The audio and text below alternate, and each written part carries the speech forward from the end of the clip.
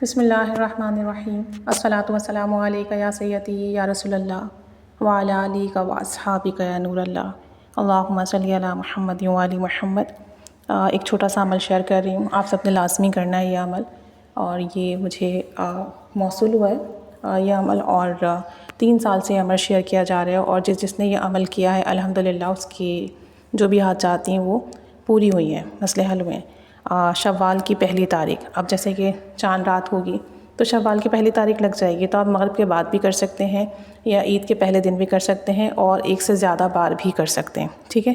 4 رکعت نماز نفل پڑھنے ہیں آپ نے 2 رکعت کے ساتھ، اور ہر رکعت میں سورہ فاتحہ کے بعد 1 بار سورہ کافرون پڑھنا ہے اور 3 دفعہ سورہ اخلاص پڑھنی ہے۔ 4 رکعت نماز نفل اس طرح مکمل کر کے اس کے بعد 1 تسبیح سبحان اللہ کی پڑھیں گے،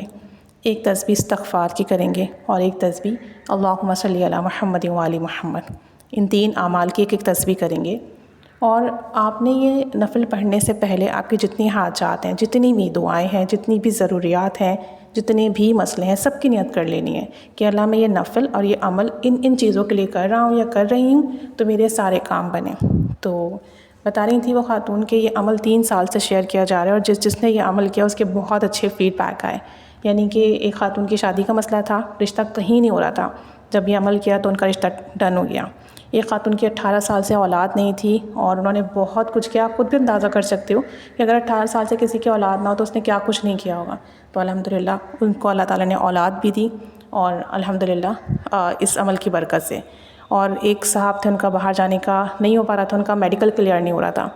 تو انہوں نے یہ کیا، ان کا میڈیکل کلیئر ہوا۔ ایک صاحب کے باہر جانے کا تھا، اور ویزا کنسلٹنٹ جو تھے انہوں نے پیسے بھی کئی بار لیے لیکن ان کا ویزا نہیں لگ پا رہا تھا، اور اس عمل کی برکت سے ان کے ویزے کا پرابلم سالو ہوا۔ اور ایک خاتون کی جائیداد کا مسئلہ تھا جو کہ حل نہیں ہو پا رہا تھا، جو ان کے خاندان والے تھے وہ نہیں دے رہے تھے، تو جب انہوں نے یہ عمل کیا تو ان کے اس جائیداد کا مسئلہ بھی حل ہوا۔ الغرض جس نے جس نیت سے کیا نا اس کے مسئلے حل ہوئے، کام بنے، اور بے شمار اس کے فیڈ بیک آئے، جس میں سے میں آپ کو چند شیئر کر رہی ہوں۔ تو آسان سا عمل ہے، آپ نے پہلی شوال کو کرنا ہے، عید کے پہلے دن کرنا ہے۔ اب یہ پہلی شوال جو ہے مغرب کے بعد لگ جائے گی، تو آپ مغرب کے بعد سے ہی کرنا شروع کر دیں۔ آپ 2-3 بار بھی کر سکتے ہیں، جیسے رات کو عشاء کے بعد آپ نے نوافل پڑھ لیے، پھر تہجد میں پڑھ لیے، پھر عید کے پہلے دن کر لیے۔ اب جس کی جیسی طلب ہوگی وہ ویسے ہی کرے گا، لازمی کریں، بہت مختصر سا عمل ہے، تھوڑا سا ٹائم لگے گا، اور انشاءاللہ تعالیٰ آپ کی حاجات ضرور بالضرور پوری ہوں گی۔ اللہ تعالیٰ سے دعا ہے کہ وہ سب کے مسئلے حل فرمائے، اور سب کی دعائیں قبول فرمائے، اور سب پر کرم کے، فضل کے، رحمت کے دروازے کھولے، آمین۔